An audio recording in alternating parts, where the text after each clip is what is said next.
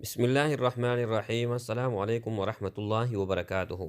دوستو، جو آدمی دن رات محنت کرتے ہیں، دن رات محنت کرنے کے باوجود بھی ان کے ہاتھ کچھ نہیں آتا، وہ غربت میں ہی رہتے ہیں، تو ان کے لیے بہت آسان اور مختصر عمل صبح نماز کے بعد اور عصر نماز کے بعد 100 مرتبہ سبحان اللہ والحمد للہ ولا الہ الا اللہ واللہ اکبر، یعنی تیسرے کلمے کا ورد صبح 100 مرتبہ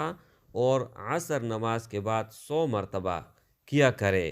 کچھ ہی دن بعد انشاءاللہ اللہ جل شانہ کے فضل اور کرم سے